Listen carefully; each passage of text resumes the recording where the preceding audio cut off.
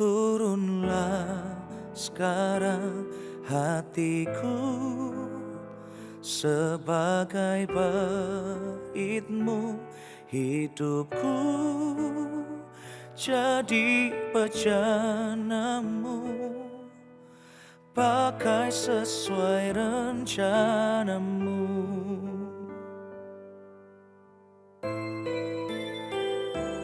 Rinduku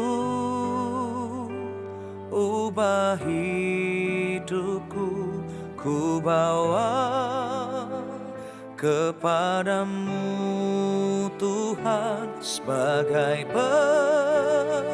persembahan yang hidup sampai akhir hidupku. Roh Kudus penghibur dan penolongku,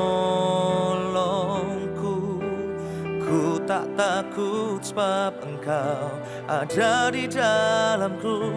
Kau ubah dukaku menjadi sukacitaku.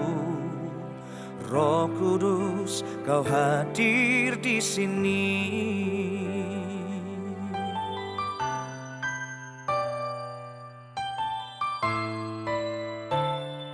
Rinduku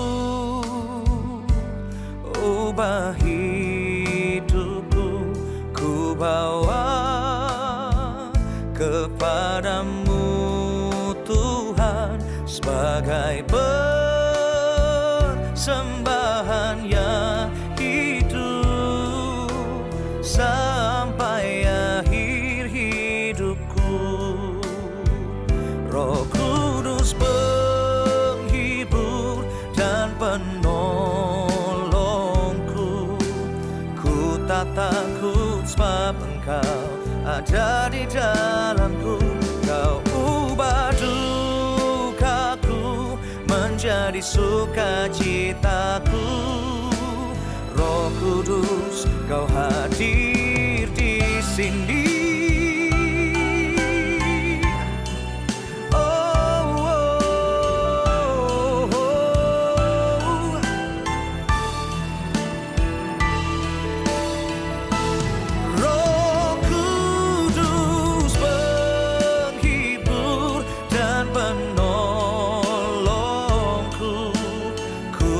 Takut sebab Engkau ada di dalamku. Kau ubah dukaku menjadi sukacitaku. Roh Kudus, Kau hadir di sini. Roh Kudus, Kau hadir di sini.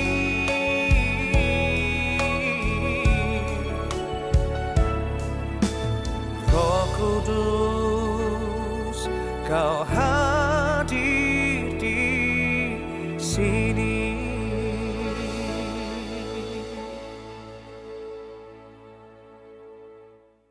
Tuhan, haleluya. Mari berikan tepuk tangan yang terbaik buat Tuhan. Come on. Kami percaya ada nama yang penuh kuasa, nama di atas segala nama. Sama-sama kita bersyukur kepada Tuhan. Haleluya.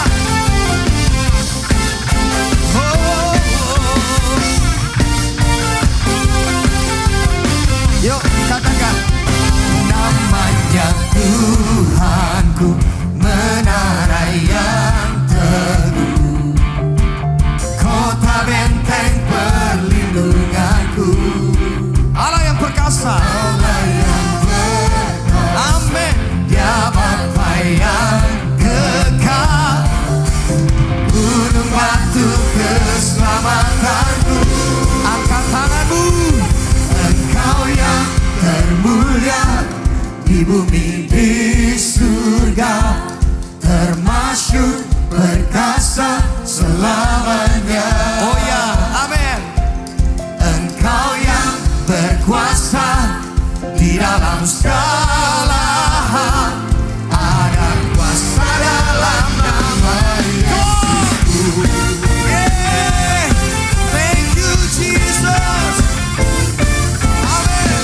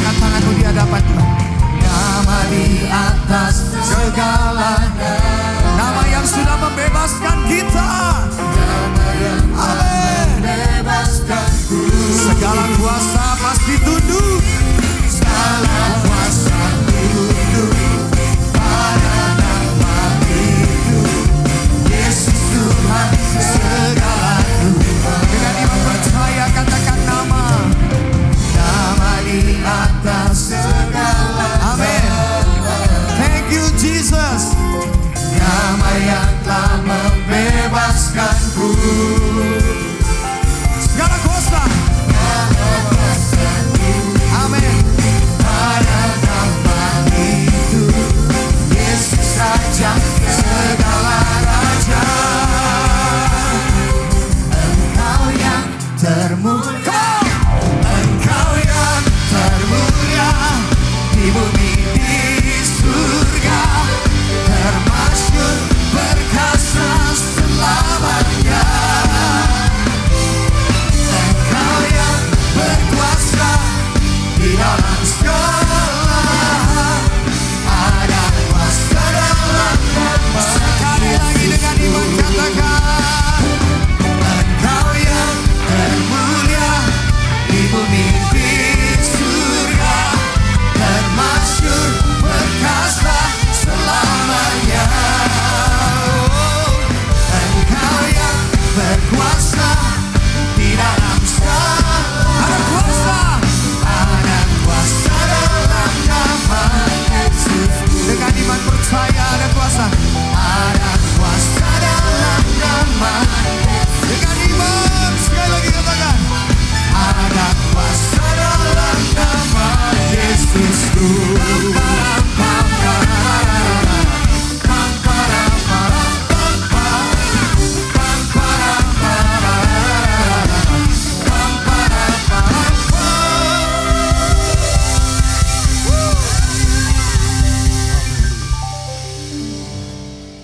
Silakan duduk kembali Bapak Ibu Saudaraku sekalian. Haleluya. Mari bersama-sama kita siapkan hati kita untuk firman Tuhan. Pada pagi hari ini kita buka setiap hati kita. Kita siapkan hati kita yang terbaik buat Tuhan. Haleluya. Dia Tuhan yang terbaik buat kita, setiap kita. Amin. Sekali lagi kita berikan sorak sore tepuk tangan paling meriah buat Tuhan kita yang baik dalam hidup ini. Haleluya. Mari buka hatimu. Glory.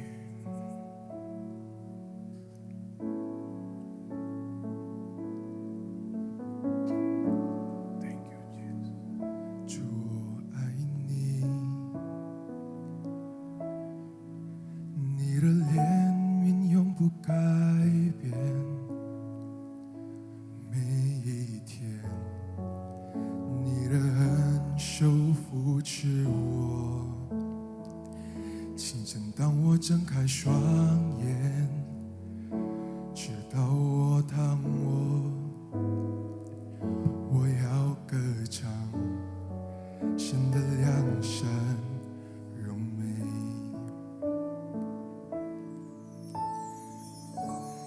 一生因是对我顾念，一生美好带我到永远，一切所有生命气息，我要歌唱神的良善荣美。Jemaat bersama-sama kita naikkan pujian ini. I love your voice, Lord Jesus. I love your voice. You have led me through the fire in darkest night. You are close like no other. I know you as a father. I know you as a friend. And I have lived in the goodness of God. All my life, hallelujah. All my life you have been faithful. Angkat tangan bersama-sama katakan all my life Tuhan. All my life terbaik bagi hidup kami. So good. Yes, hallelujah. With every breath that I am able, oh I will sing of the goodness of God. Oh, your goodness is running after me. Your goodness is running after me. With my life laid down, I surrender now. I give you everything. Your goodness is running after, is running after. Your goodness is running, yes. Your goodness is running after, is running after me. Your goodness is running after, is running after me. With my life laid down, I surrender now.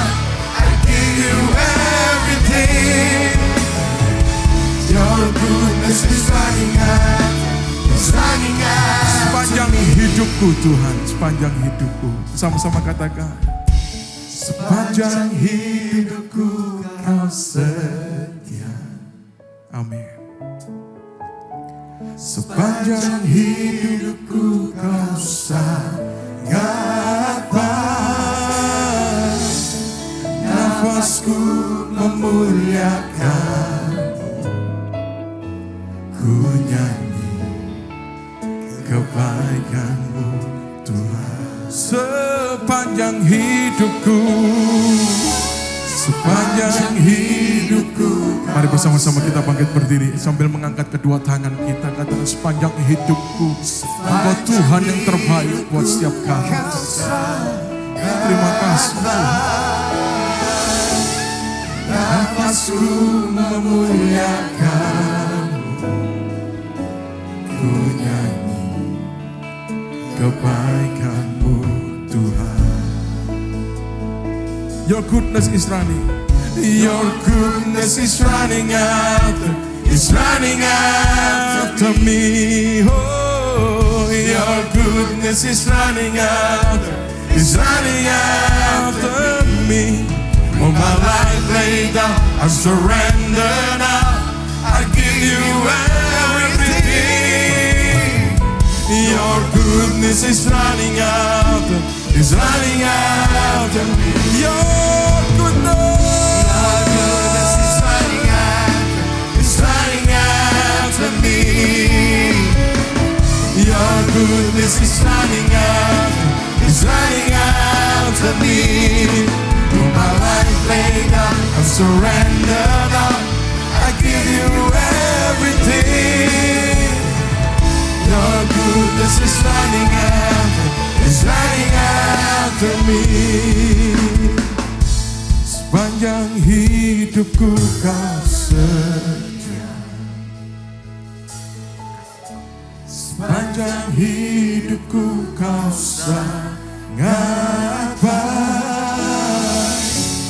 Nafasku memuliakan, ku nyanyi kebaikan-Mu Tuhan. Ku nyanyi, ku nyanyi kebaikan-Mu Tuhan. Oh, ku nyanyi kebaikan-Mu Tuhan. Haleluya, haleluya, haleluya. Hari ini Tuhan kami menyanyikan kebaikan-Mu. Kebaikan-Mu yang tak pernah habis-habisnya. Bahkan ketika kami menghitungnya di masa yang lalu, sungguh Tuhan, hanya ucapan syukur, hanya ucapan terima kasih yang bisa keluar dari mulut bibir kami. Dan kami percaya Tuhan, di tahun yang akan datang, di tahun yang baru ini, penyertaan Tuhan juga tetap sempurna dalam kehidupan kami. Amin. Kalau di tahun yang lalu Engkau tak pernah meninggalkan kami, Engkau bekerja begitu dahsyat dalam kehidupan kami. Di tahun yang akan datang, nama Yesus tetap ditinggikan dalam kehidupan kami. Nama Yesus tetap adalah nama yang paling mulia di dalam kehidupan kami. Sehingga Tuhan Allah Immanuel itu terus terjadi dalam kehidupan kami. Kami rasakan penyertaan Tuhan dari hari ke hari. Dan hari ini Tuhan kami bersama-sama membuka hati pikiran kami untuk kami dibentuk, untuk kami diubah menjadi serupa dengan Tuhan Yesus melalui kebenaran firman-Mu. Memberkati hamba-Mu yang akan berbicara, memberkati kami sekalian. Kami siap mendengarkan firman-Mu di dalam nama Tuhan Yesus Kristus. Kami berdoa dan bersyukur. Haleluya. Amin, amin, amin. Puji Tuhan. Silakan duduk kembali Bapak Ibu dan Saudara sekalian. Puji Tuhan, shalom. Selamat Natal, selamat tahun baru untuk kita semua. Amin. Hari ini kita bersuka cita, saudara-saudara sekalian, di tahun yang baru. Puji Tuhan, kita mengawali pelayanan di minggu pertama di tahun ini. Dan kita ada dalam satu tema, perubahan hidup dengan karakter Kristus. Tahukah saudara bahwa di tahun-tahun yang akan datang, maksud saya di bulan-bulan yang akan datang di sepanjang tahun ini, kita akan belajar tentang dimensi Tuhan. Kita akan belajar bagaimana Tuhan berkarya di dalam kehidupan kita. Supaya nantinya kehidupan kita itu bisa menjadi berkat bagi banyak orang. Supaya kehidupan kita itu nantinya bisa menginspirasi banyak orang.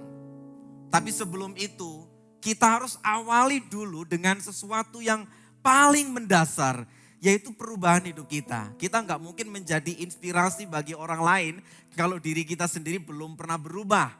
Kita tidak mungkin bisa menginspirasi orang lain kalau kita sendiri belum mengalami perubahan. Dan perubahan itu dimulai dengan karakter Kristus. Yang setuju katakan amin. Suraku tertulis dalam Filipi pasal 2. Saya akan bacakan untuk saudara.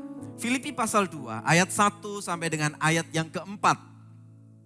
Firman Tuhan berkata, Filipi pasal 2 ayat yang pertama.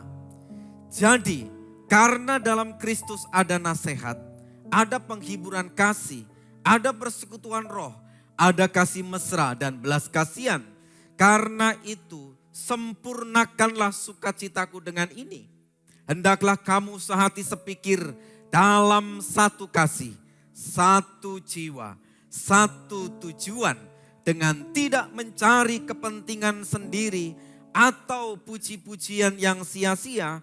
Sebaliknya hendaklah dengan rendah hati yang seorang menganggap yang lain lebih utama daripada dirinya sendiri. Ayat 4 perhatikan. Dan janganlah tiap-tiap orang hanya memperhatikan kepentingannya sendiri, tetapi kepentingan orang lain juga. Yang berbahagia adalah kita yang hari ini mendengarkan firman Tuhan dan yang melakukannya dalam kehidupan kita hari lepas hari. Saudara, di ayat 1 dikatakan, jadi karena dalam Kristus ada nasihat. Saudara, ada satu pemahaman yang baru dalam terjemahan versi yang lain. Saudaraku, ayat ini berkata bahwa kita itu bisa kuat kalau kita dalam Kristus. Itu maksudnya. Jadi ayat 1 ini mau memberitahu kita ini bisa kuat bahkan bisa saling menasehati kalau kita dalam Kristus. Kalau kita di luar Kristus, kita tidak kuat, kita tidak berdaya. Karena manusia memang lemah adanya.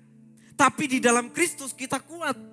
Sehingga kita yang kuat bisa menguatkan orang lain lewat nasihat kita. Jadi hari ini saudara-saudara sekalian, kalau ada di antara kita yang merasa lemah, Pak saya lemah, Pak saya capek, Pak saya lelah, saya nggak berdaya. Ingat saudara, rahasianya adalah, kuncinya adalah dalam Yesus. Dekat dengan Tuhan. Karena ketika kita dekat dengan Tuhan, kita kuat. Dan kita bisa memberikan nasihat satu dengan yang lain. Kemudian di situ juga dikatakan saudara, persekutuan roh, maksudnya kalau kita bersekutu dengan Roh Kudus atau di dalam Roh Kudus, kita itu mendapatkan penghiburan. Di dalam Yesus kita mendapat kekuatan dan di dalam Roh Kudus kita mendapat penghiburan. Siapa di sini yang merayakan Natal sambil bersedih hati? Siapa yang menyambut tahun baru dengan bersedih hati? Rahasianya adalah bersekutu dengan Roh Kudus. Dia roh penghibur. Dia akan menolong kita, menghibur kita. Meskipun hari ini kita dalam keadaan yang sulit, dalam keadaan yang susah. Kalau kita dalam Yesus, kita kuat. Makanya kita bisa saling menasehati. Kalau kita dalam Roh Kudus, kita akan dihiburkan. Makanya kemudian kita bisa saling mengasihi, bisa saling berbelas kasihan satu dengan yang lain.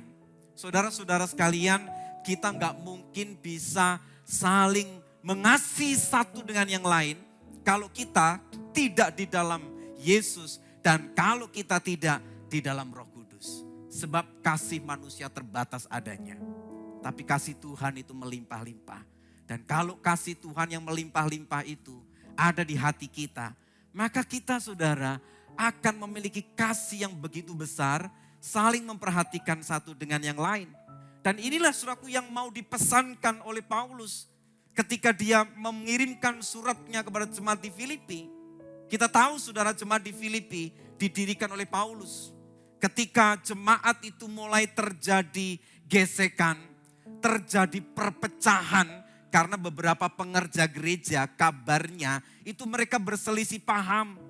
Ada pengerja gereja, ada pengurus gereja di Filipi waktu itu, ada yang berselisih paham. Sehingga saudaraku Paulus perlu untuk menegur mereka. Supaya apa? Supaya menjadi satu.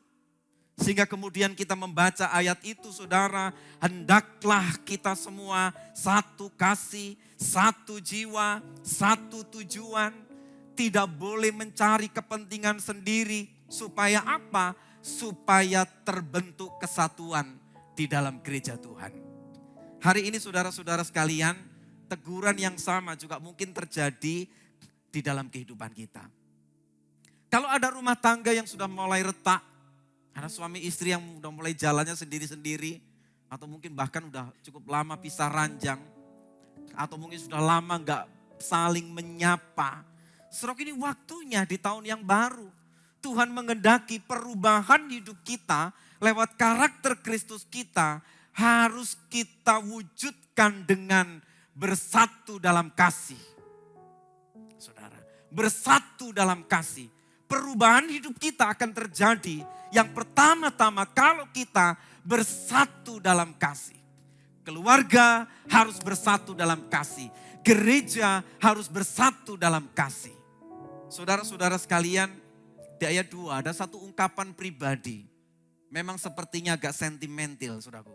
Di ayat 2 dikatakan begini, karena itu sempurnakanlah sukacitaku dengan ini. Artinya bahwa ketika kita melihat orang-orang itu sehati sepikir, satu kasih, satu jiwa, satu tujuan, atau bersatu dalam kasih, singkatnya, saudara, orang yang melihat itu akan bersuka cita. Bahkan Paulus ngomong kepada jemaat di Filipi, yuk kalau kamu satu hati, kalau kamu itu bersatu dalam kasih, aku ini senang. Jujur saudara, kita sebagai hamba Tuhan juga sama. Kalau kita melihat komunitas komsel bersatu rukun, kalau kita melihat komunitas gereja bersatu dalam kasih rukun, saudara, kita hamba Tuhan juga senang. Ada sukacita dan dikatakan sukacita yang sempurna. Itu maksudnya sukacita penuh. Sukacita penuh yang dirasakan oleh setiap orang-orang Kristen, setiap hamba Tuhan ketika melihat pelayanannya berbuah. Dan salah satu tandanya adalah bersatu dalam kasih. Saudara-saudara sekalian, ada dua hal yang dipertentangkan di dalam pembacaan kita ini. Ada hal-hal yang merusak kesatuan dalam jemaat. Apa itu yang merusak kesatuan dalam jemaat? Di antara orang-orang Filipi ternyata ada di antara mereka itu yang egois. Yang mementingkan dirinya sendiri. Yang tidak mau menghargai kepentingan orang lain. Inilah yang merusak persatuan di dalam jemaat. Demikian juga dengan kita hari ini. Kalau ada di antara kita adalah orang yang egois. Memaksakan idenya, memaksakan pemikirannya, memaksakan kehendaknya. Tentu ini merusak persatuan di dalam gereja Tuhan. Ini yang membuat kita tidak bisa bersatu di dalam kasih. Tapi saya percaya jemaat di tempat ini semuanya seia sekata. Yang setuju katakan amin. Luar biasa. Saudara-saudara sekalian, ada sesuatu yang merusak. Ada sesuatu yang bisa menggagalkan persatuan dalam gereja Tuhan apabila saudaraku ada orang yang mementingkan kepentingannya sendiri. Dia pelayanan punya motivasi yang lain. Dia melakukan ini dan itu tapi memiliki tujuan yang tersembunyi. Saudara sekalian, bahkan saudaraku yang kedua, yang lebih parah lagi yang bisa merusak persatuan adalah apabila ada orang melakukan sesuatu ingin mendapat pujian. Bahkan Alkitab sebenarnya ngomong itu adalah pujian yang sia-sia, saudara. Tapi berapa banyak orang mencarinya, melakukan banyak hal tetapi hanya ingin dipuji. Melakukan banyak hal ingin terkenal, melakukan banyak hal ingin lebih dihargai daripada yang lain. Ingin mendapatkan pengakuan-pengakuan dari orang-orang di sekitarnya. Saudara-saudara sekalian, inilah yang bisa merusak kebersamaan, keutuhan di dalam gereja Tuhan. Kalau kita punya motivasi keliru, punya sesuatu yang kita sembunyikan, kita mau tutupi bagaimanapun akan kelihatan. Dan itu membuat percideraan di antara komunitas Kristen yang sudah baik. Dan jemaat di Filipi ditegur dengan keras. Hari ini saudara-saudara sekalian, perubahan hidup kita melalui karakter Kristus harus kita mulai dengan apa? Ayo kita belajar kerjasama. Ayo kita belajar rukun. Jangan ada di antara kita yang mementingkan diri sendiri, mengutamakan kepentingannya sendiri. Tetapi baiklah kita saling rendah hati. Saudara, kesombongan bagi saya adalah suatu perasaan yang melebih-lebihkan kepentingan dirinya sendiri. Kesombongan itu adalah sebuah tindakan yang terlalu menjunjung tinggi harga diri sampai kemudian merendahkan orang lain atau menganggap orang lain lebih rendah daripada dia.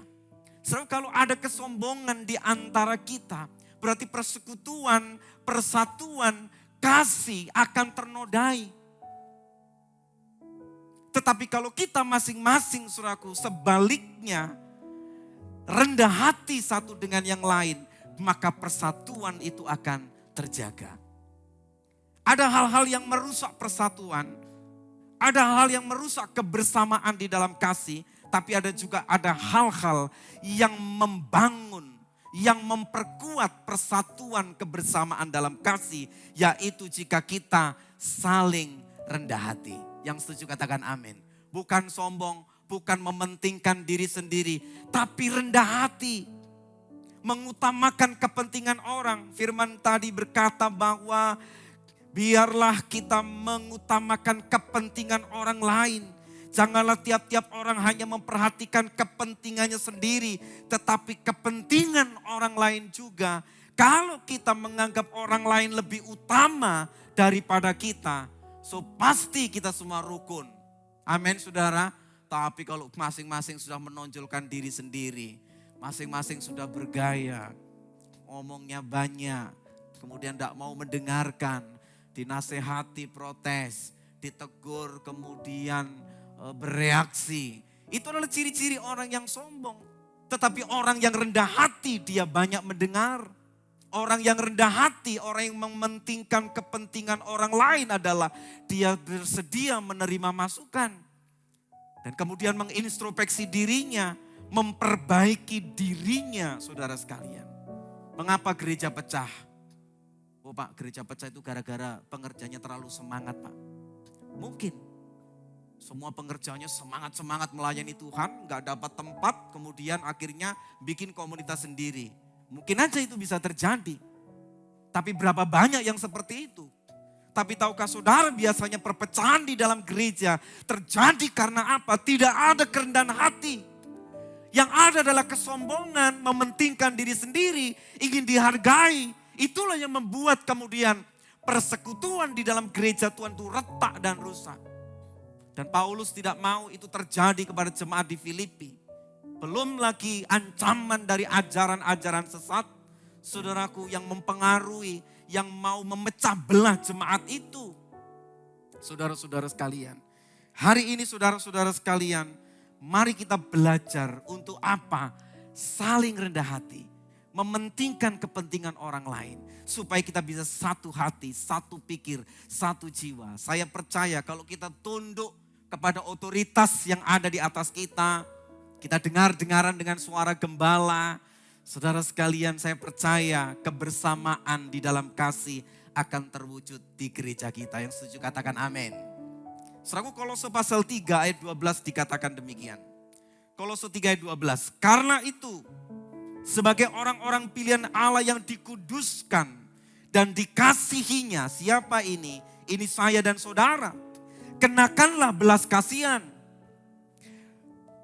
kemurahan, kerendahan hati, kelemah lembutan, dan kesabaran. Ayat 13, sabarlah kamu seorang terhadap yang lain dan ampunilah seorang akan yang lain apabila yang seorang menaruh dendam terhadap yang lain. Sama seperti Tuhan telah mengampuni kamu, kamu berbuat jugalah demikian. Kesimpulannya ayat 14 kita baca sama-sama. 1, 2, 3. Dan di atas semuanya itu kenakanlah kasih. Sekali lagi, kenakanlah kasih sebagai pengikat yang mempersatukan dan menyempurnakan. Kenakanlah kasih sebagai pengikat. Saudara, kasih ini seperti tali yang tidak kelihatan, yang begitu kuat mengikat kita. Jadi meskipun ada perselisihan, saudara, kita bisa saling memaafkan. Gak sampai terjadi kepahitan, gak sampai ada dendam, gak sampai ada sakit hati yang berlarut-larut. Tidak, kenapa? Karena ada kasih yang asli, yang mengikat kita. Suami kalau mengasihi istri dengan sungguh-sungguh, gak mungkin sampai terjadi pertengkaran kemudian keluar kata-kata, ayo kita cerai. Saudara-saudara sekalian, keluarga-keluarga Kristen harus tetap bersatu.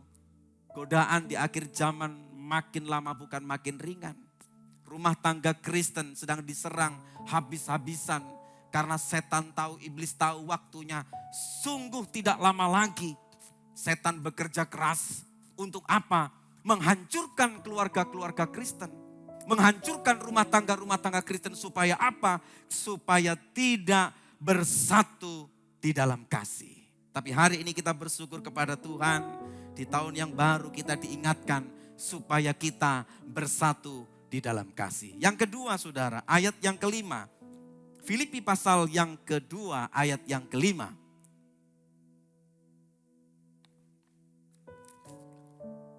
Hendaklah kamu dalam hidupmu bersama menaruh pikiran dan perasaan yang terdapat juga dalam Kristus Yesus. Saudara, garis bawahi kata menaruh pikiran dan perasaan yang terdapat juga dalam Kristus Yesus. Ayat yang keenam, yang walaupun dalam rupa Allah tidak menganggap kesetaraan dengan Allah itu sebagai milik yang harus dipertahankan, melainkan telah mengosongkan dirinya dan mengambil rupa seorang hamba dan menjadi sama dengan manusia. Saudara-saudara sekalian, karakter Kristus artinya kita itu menaruh pikiran dan perasaan yang terdapat di dalam Kristus. Karakter Kristus itu artinya kita menyelaraskan kehidupan kita dengan kehidupan Yesus. Seperti yang tertulis dalam Alkitab. Jadi yang kedua, saudaraku, kuncinya adalah kalau kita mau mengalami perubahan hidup dengan karakter Kristus. Yang pertama, bersatu dalam kasih. Yang kedua, saudara, miliki pikiran dan perasaan yang terdapat juga dalam Kristus.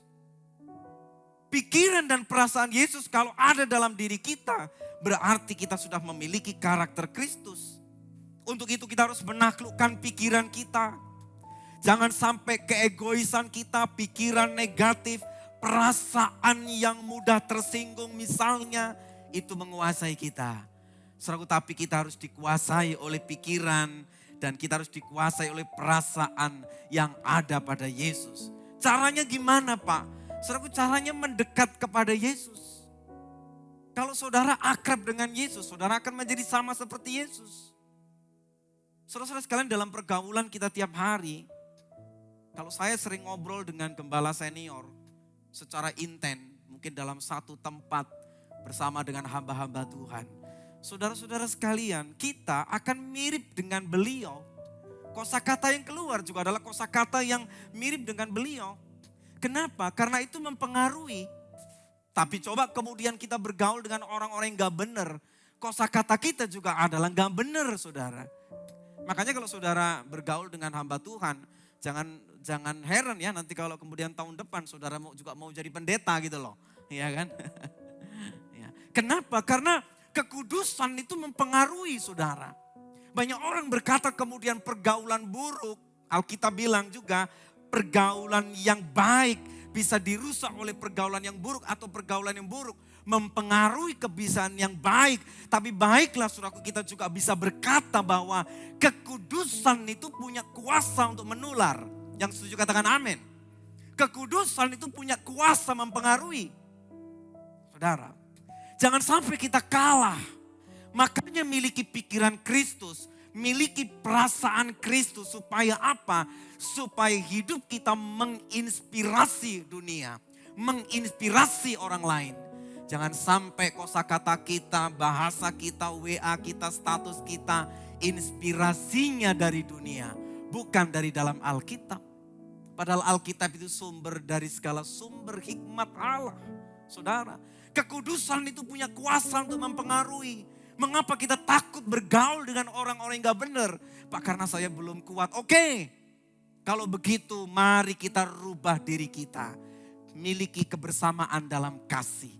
Miliki pikiran dan perasaan Kristus. Saya percaya ada kuasa Roh Kudus dari dalam saudara. Yang itu akan keluar mempengaruhi lingkungan saudara. Lingkungan yang kacau akan jadi baik.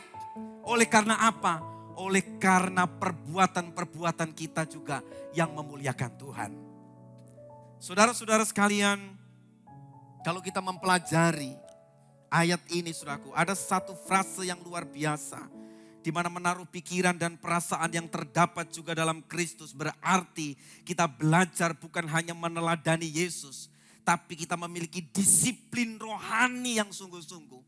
Untuk menaklukkan pikiran kita ini ke dalam pikiran Kristus. Ada begitu banyak orang pikirannya kacau. Gak bisa tidur. Lelah, capek, bingung. Cari hiburan kemana-mana, pikirannya tetap kacau balau. Mengapa pikiran kacau balau? Karena yang dipikirkan adalah pikiran manusia, bukan pikiran Kristus. Perasaannya selalu cemas, selalu khawatir, selalu takut, selalu gelisah, merasa tidak mampu, merasa tidak layak. Perasaannya teraniaya dan mungkin itu sudah bertahun-tahun terjadi. Mengapa perasaan itu tetap ada? Karena tidak pernah memakai pikiran dan perasaan Kristus. Ayat yang ke-6 dikatakan yang walaupun dalam rupa Allah. Saudara tahu apa artinya rupa Allah?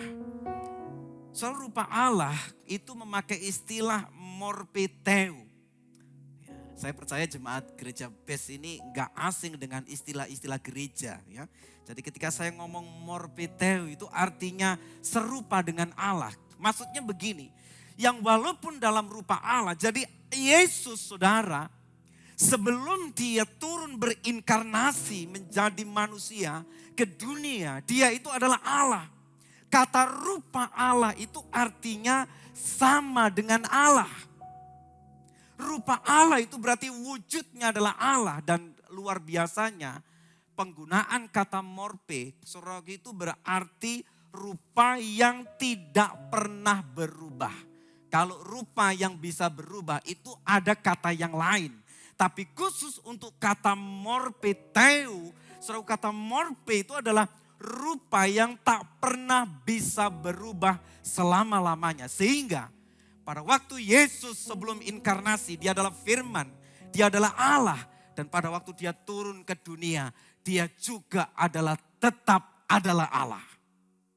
Saudara-saudara sekalian, saya mau menceritakan dua anekdot. Anekdot ini enggak tahu lucu atau tidak, saudara boleh tertawa atau enggak. Pokoknya saya mau ceritakan, saya mau menggambarkan saudara, orang-orang yang enggak ngerti Yesus. Di luar sana begitu banyak orang enggak kenal Tuhan, mereka ngomong sembarangan tentang Tuhan Yesus. Bagi saya, mereka itu sama seperti cerita lucu yang akan saya ceritakan sekarang ini. Yang mungkin juga enggak lucu bagi saudara, tapi enggak apa-apa. Suatu kali saudara, ada seorang nenek. Sudah ketawa ya kan, ini berarti lucu ini. Belum mulai loh ya kan. Jangan GR Pak Daud ya kan, lanjutkan aja. Saudaraku, ada seorang nenek saudaraku, suatu kali nenek ini sedang menyapu di halaman rumahnya. Dia menyapu dalam rumahnya, dia sibuk nyapu. Kemudian cucunya datang, nenek, kenapa kok nenek sore-sore menyapu di halaman? Iya cucu, nenek tadi ada jahit tapi kemudian jarumnya jatuh. Waduh ya, cucunya juga kemudian sibuk cari jarum di halaman, dicari semuanya, ikut disapu sana, sapu sini. Nenek, sebenarnya ini jarum ini jatuh di mana? Nenek bilang, cucu, ini jarum jatuhnya di ruang tamu. Cuma di ruang tamu gelap, makanya sekarang nenek cari di halaman yang terang. Karena di ruang tamu gelap, makanya sekarang nenek cari di halaman sini. Cerita yang kedua. Suatu kali ada seorang kakek. Kakek ini sedang nonton TV di acara malam Natal. Ketika dia nonton TV dia kaget. Karena di malam Natal siaran televisi di acara Natal itu semuanya film horor. Waduh, sampai masa Natal-Natal nonton film horor. Dia panggil cucunya, cucu. Coba kamu lihat itu antena televisi itu menghadap kemana. Cucunya keluar. Kakek, itu antena televisi menghadap ke kuburan. Makanya filmnya horor semua. Nah cucu kalau gitu alihkan itu antena menghadap ke gereja. Supaya televisi kita ada puji-pujian. Saudaraku nyambung dah itu. Gak ada hubungannya. Sehingga saudaraku kalau orang mau mengerti Yesus. Harus belajar dari Alkitab, bukan belajar di luar Alkitab. Kalau jarumnya nenek jatuhnya di ruang tamu, nyarinya ya di ruang tamu. Gak ada hubungan antena menghadap kemana dengan siaran televisi, karena itu punya sinyal sendiri, jalur sendiri. Sehingga saudaraku orang yang mengatakan Yesus bukan Tuhan, bagi saya adalah seorang nenek dan seorang kakek yang gak mengerti apa-apa seperti di anekdot tadi. Saudaraku, murpiteu menunjukkan bahwa Yesus adalah Allah. Dia adalah Allah yang maha kuasa. Dari awal dia maha kuasa. Ketika dia menciptakan langit dan bumi, dia berkata, jadilah terang, maka terang jadi. Ketika Yesus ada di bumi, dia berkata, saudaraku, jadilah engkau tahir, jadi tahir. Ketika dia, saudaraku, pada awalnya sang firman, pencipta langit dan bumi, firman berkata, jadilah terang, terang jadi. Ketika firman itu jadi manusia, diam di antara kita yang kita kenal namanya Yesus. Saudaraku Tuhan Yesus kalau mau menyembuhkan orang, dia tidak berdoa memohon kepada siapa, tidak. Dia langsung berkata, dia berkata kepada badai, kepada topan, dia berkata, diam tenanglah. Saudaraku diam dan tenang. Saudaraku betapa kuasa itu luar biasa bagi kita. Namun saudara-saudara sekalian, di ayat yang ke-6 kita terkejut. Kedahsyatan kuasa, keunggulan kuasa, keistimewaan surga yang ada dalam diri Yesus. Ketika ada di muka bumi, saudaraku semua ditanggalkan, dikosongkan. Dan dia mengambil rupa seorang hamba. Saudara sekalian dikatakan dia bahkan menjadi orang yang paling hina di tengah-tengah dunia ini. Saudaraku mengapa demikian? Karena dia mau menyelamatkan kita. Saudara Tuhan Yesus punya segalanya. Dia punya kekayaan, kehormatan, hikmat, kuasa. Tapi pada waktu dia di dunia, mengapa dia diolok, dicaci maki, dia diam aja? Mengapa kemudian dia menerima semua perlakuan manusia kepada dia? Saudaraku tujuannya adalah supaya saya dan saudara bisa selamat masuk dalam kerajaan surga. Yang setuju katakan amin. Mengapa saudaraku Tuhan Yesus diam saja pada waktu disalib dan dia tidak mau turun ketika dia disalibkan? Tujuannya adalah supaya saya dan saudara diselamatkan. Hari ini saudara, sebenarnya Tuhan punya kemampuan untuk melakukan sesuatu. Tapi dia memilih untuk merendahkan dirinya. Dia memilih untuk merendahkan dirinya. Mengosongkan dirinya. Sehingga saudaraku dia berkata, ampunilah ya Bapa. Sebab mereka tidak tahu apa yang mereka berbuat. Dia ngomong demikian. Bagaimana dengan saya dan saudara? Kalau kita memiliki pikiran Kristus kepada orang yang menyakiti kita. Kita berkata, ya udahlah enggak apa-apa. Memang dia gak ngerti kok. Dia Kristen anak-anak kok. Gak apa-apa biar aja. Kalau kita punya perasaan Yesus, ketika ada orang menyinggung kita, menyakiti kita, mengkhianati kita, kita berkata enggak apa-apalah. Aku belajar sabar, aku harus kuat. Aku yang dewasa, aku yang harus lebih bijaksana. Biarkan aja, mereka itu masih anak-anak kok. Itu pikiran Kristus. Tapi kalau pikiran manusia, oh tunggu ya. Kamu pikir saya gak bisa mematikan bisnismu. Aku ini punya modal besar. Aku punya kekuatan super. Aku punya koneksi sana sini. Tunggu aja, sebentar lagi kamu akan kuhancurkan. Itu pikiran manusia. Tapi kalau orang memiliki pikiran Kristus, saudara, dia mau melakukan sesuatu. Supaya apa? Supaya orang lain selamat. Karena Yesus meninggalkan kealahannya, mengosongkan kealahannya, menyembunyikan kealahannya, dan mengambil rupa manusia untuk apa? Supaya saya dan saudara selamat. Hari ini saudara, kalau kita memiliki pikiran Kristus, memiliki perasaan Kristus, ketika melihat teman kita susah, kita juga susah. Perasaan Kristus adalah kita mau berkorban, kita rela melakukan sesuatu supaya orang lain diselamatkan. Yang ketiga, merendahkan diri dan taat. Di ayat 8 saudaraku. Filipi 2 ayat 8 dikatakan, dan dalam keadaan sebagai manusia, ia telah merendahkan dirinya dan taat. Saudara garis bawahi kata merendahkan dirinya dan taat sampai mati. Bahkan sampai mati di kayu salib. Kalau saudara ingin mengalami perubahan hidup di dalam kehidupan kita. Yang pertama, mari kita bersatu dalam kasih. Yang kedua, saudara, mari kita belajar memiliki pikiran dan perasaan Yesus. Dan yang ketiga, saudara, mari kita belajar untuk merendahkan diri kita. Dan belajar untuk taat kepada Tuhan. Saudara-saudara sekalian, kalau kita hanya mengalah, mungkin itu adalah ciri orang rendah hati, mengalah.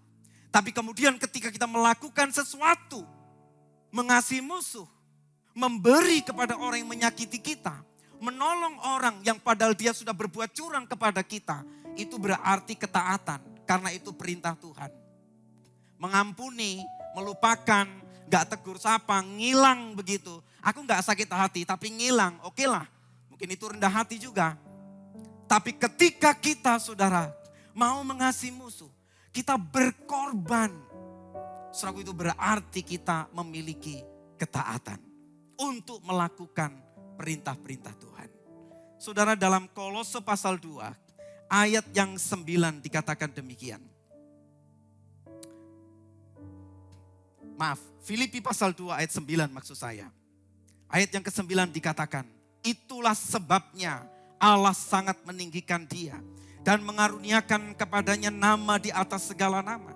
Supaya dalam nama Yesus bertekuk lutut segala yang ada di langit dan yang ada di atas bumi dan yang ada di bawah bumi.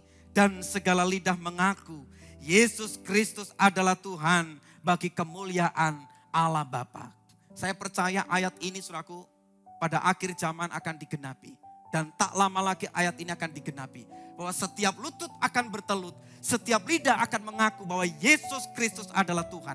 Tapi tahukah saudara bahwa ayat ini bisa terjadi hari ini. Ketika apa? Ketika kita rendah hati, merendahkan diri dan taat. Berapa banyak orang saudaraku menjadi percaya Yesus. Lewat kehidupan orang-orang Kristen yang baik dan memuliakan Tuhan. Kenapa kamu percaya Yesus? Oh, saya percaya Yesus karena saya melihat kesaksian hidup orang ini. Saudaraku, menjadi berkat. Tapi berapa banyak juga saudaraku, ada orang Kristen yang imannya lemah. Kemudian meninggalkan Tuhan Yesus. Meninggalkan iman Kristen. Gara-gara apa? Gara-gara tersandung dengan karakter orang Kristen yang tidak sesuai dengan kebenaran firman Tuhan. Orang Kristen yang tidak dewasa bisa menjadi batu sandungan oleh orang yang lain. Sehingga orang lain bisa meninggalkan Tuhan. Lah aku ditipu sama orang Kristen ya Pak. Masa aku percaya lagi sama orang Kristen kan gitu. Lebih baik kan aku berkawan dengan orang lain itu yang gak Kristen Pak. Dia itu lebih baik. Lah itu orang yang Kristen itu Pak. Pakai nama pelayanan. Menguras harta saya Pak. Akhirnya aku menjadi kecewa dan mundur. Sehingga firman ini gak digenapi. Tapi kalau kita saudaraku mau merendahkan diri di hadapan Tuhan. Kita memiliki ketaatan kepada Tuhan. Saya percaya itu akan menginspirasi orang lain. Orang lain akan melihat saudara. Kristus di dalam diri kita. Orang lain akan melihat saudara. Bagaimana kehidupan kita yang baik. yang memuliakan Tuhan. Sehingga cahaya Kristus bersinar dalam kehidupan kita. Sehingga orang-orang yang melihat kehidupan kita, mereka bisa terinspirasi. Mereka bisa berubah. Mereka bisa mengenal Yesus Sang Juru Selamat. Lewat apa? Lewat kesaksian kehidupan kita. Sehingga satu jiwa bertekuk lutut menyebut nama Yesus adalah Tuhan dan Juru Selamat. Saudara-saudara sekalian, siapa yang mengangkat kita sampai tinggi? Tuhan.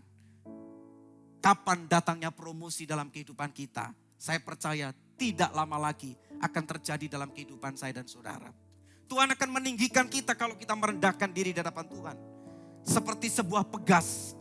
Ketika pegas ditekan, semakin ditekan, kelihatannya pegas itu gak ada apa-apanya. Berada di posisi paling bawah. Tapi coba kemudian lepas pegas itu, dia akan melenting tinggi. Pada waktu busur panah ditarik ke belakang, sepertinya mundur ke belakang. Tetapi berapa banyak energi yang tersimpan di dalam busur itu, yang kemudian anak panah bisa melesat jauh. Hari ini saudara sekalian, kalau sepertinya kehidupan kita seolah-olah mundur. Ada sesuatu yang menekan kita. Ada sesuatu yang berat yang kita hadapi. Tenang. Tetap percaya kepada Tuhan.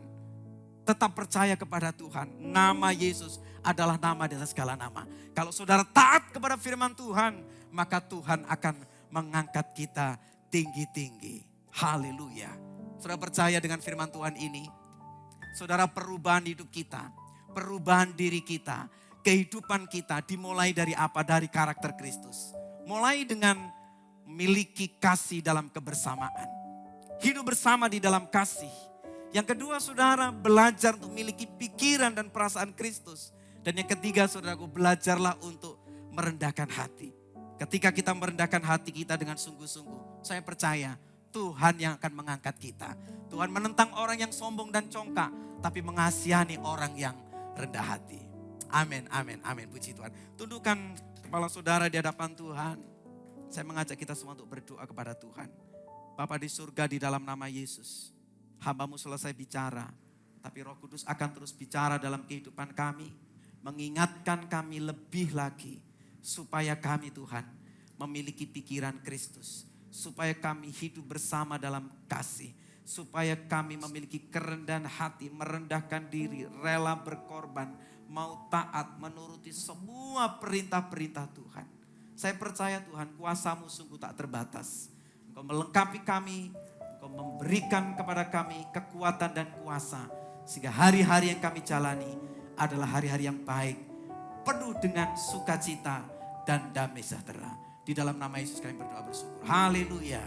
Amin, amin. Tuhan Yesus memberkati kita sekalian. Tuhan, kami berdoa untuk gereja-gereja yang ada di seluruh dunia, bagi para hamba Tuhan sampai kepada semua jemaatnya. Kiranya Tuhan memberkati mereka semuanya, supaya mereka menjadi berkat dan berdampak. Sehingga gereja di seluruh dunia dipenuhi dengan jemaatnya mencari Tuhan dengan tulus dan takut akan Tuhan. Buat semua hamba Tuhan dan gereja bersatu, rukun dan tidak terpecah-pecah. Supaya dunia percaya Yesus adalah Tuhan bagi kemuliaan Allah Bapa di surga. Demikian juga untuk gereja di mana kami Engkau percayakan untuk mengembalakannya, yaitu gereja Blessing in the Spirit. Tuhan, kami juga berdoa untuk persembahan dari jemaat dan umat-Mu. Kiranya Tuhan menerima membalas berkali lipat. Biarlah persembahan ini berkenan kepada Tuhan sebagaimana persembahan Habel. Tuhan, berikan kemurahan-Mu, balas kebaikan dan kerelaan hati jemaat-Mu. Jaga dan lindungi mereka. Pelihara mereka beserta keluarga, pekerjaan, kesehatan, dan rohani mereka. Mari saudara dekapkan tangan di dada, kita mau terima berkat Tuhan. Jagalah hati dengan segala kewaspadaan, karena dari sanalah terpancar kehidupan. Jemaat yang dikasihi Tuhan, pulanglah. Jadilah berkat, dan terimalah berkat rahmat anugerah dari Allah Bapa di surga. Di dalam putra tunggalnya Yesus Kristus yang telah mati bagi dosa kita dan telah bangkit pada hari yang ketiga, sehingga kita menyembah Tuhan Allah yang hidup dan iman kita bukan kepada Tuhan yang mati. Dia naik ke surga menyediakan rumah bagi kita, sehingga kita punya pengharapan yang pasti. Dia akan datang kembali untuk kedua kalinya, menjemput gereja dan umatnya yang berjaga-jaga, kudus, dewasa, bijaksana, serta menghakimi dunia. Dan di dalam persekutuannya dengan Roh-Nya yang kudus, yang membuat hati kita berkobar-kobar, roh kita menyala-nyala dalam kasih semula. Roh Kudus yang menghibur, menguatkan, memelihara, menginsafkan, menuntun dan memimpin kita kepada kebenaran dan kekudusan, serta menjadi saksi Kristus mulai hari ini sampai selama-lamanya. Kita tutup dengan doa Bapa kami bersama-sama. Bapa kami yang ada di dalam surga, dikuduskanlah namamu, datanglah kerajaan, jadilah kehendak-Mu di bumi seperti di surga. Berikanlah kami pada hari ini makan kami yang secukupnya. Dan ampunilah kami akan kesalahan kami seperti kami juga mengampuni orang yang bersalah kepada kami. Dan janganlah membawa kami ke dalam pencobaan, tetapi lepaskanlah kami daripada yang jahat. Karena Engkau-lah yang punya kerajaan dan kuasa dan kemuliaan sampai selama-lamanya. Haleluya. Sama-sama katakan amin. Selamat hari Minggu. Boleh saya lihat tangan-tangan yang bertepuk tangan sama-sama. Come on. Make sure.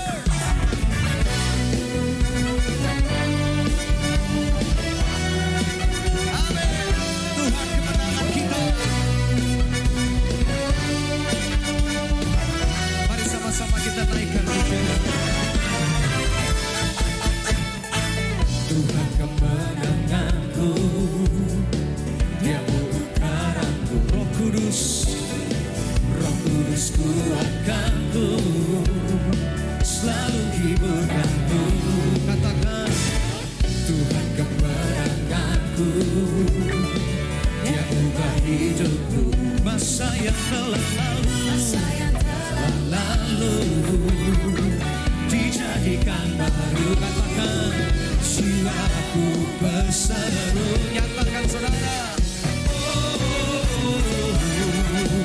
kemenanganku dapat dalam-Mu. Keselamatanku dapat karena-Mu. Dengan darah-Mu Kau selamatkanku. Katakan, takkan ku ragu, Kau bersamaku.